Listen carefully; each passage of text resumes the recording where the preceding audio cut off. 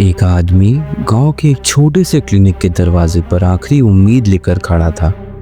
उसके मुंह से एक ऐसी बात निकली इसे सुनकर डॉक्टर शिवेंद्र के पैरों तले जमीन खिसक गई। डॉक्टर साहब, मैं गर्भवती हूँ।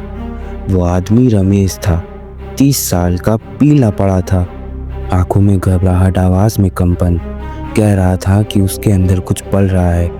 डॉक्टर शिवेंद्र ने पहली बार किसी मर्द का अल्ट्रासाउंड किया।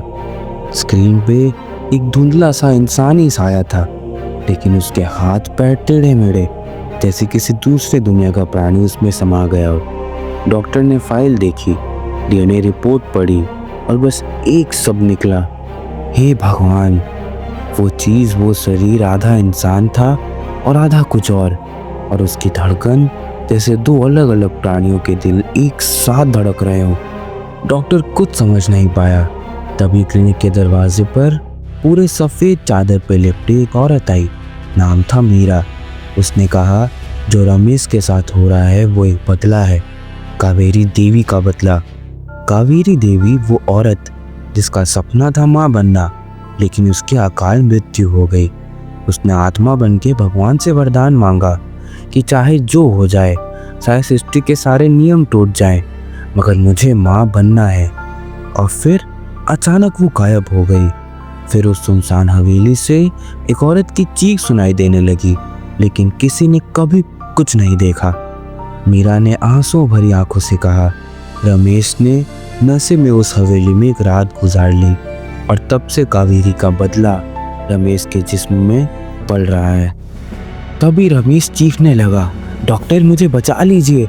रमेश के पेट से आवाजें आने लगी, धड़ धड़, जैसे कोई अंदर से दरवाजा तोड़ रहा हो।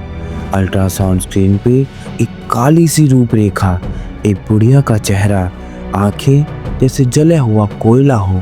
मीरा चीख उठी। डॉक्टर के हाथ से इंजेक्शन गिर गया।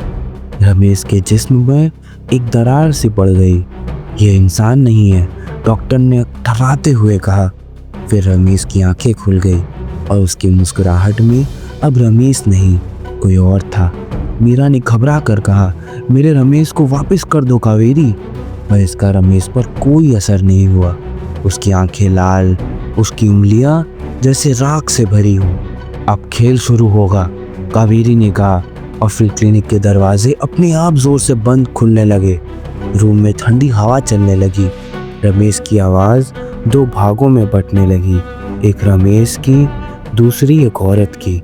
मीरा ने हनुमान चालीसा पढ़ना शुरू किया। रमेश का जिस्म कांपने लगा और तब एक तेज चीख, एक काला धुआं और कावेरी रमेश के जिस्म से बाहर निकलने लगी। रमेश बेहोश पड़ा था, उसका पेट वापस नॉर्मल हो गया। फिर रमेश ने आंखें खोली और रोते हुए बस इतना कहा, डॉक्टर मुझे बाप बनना है, माँ नहीं।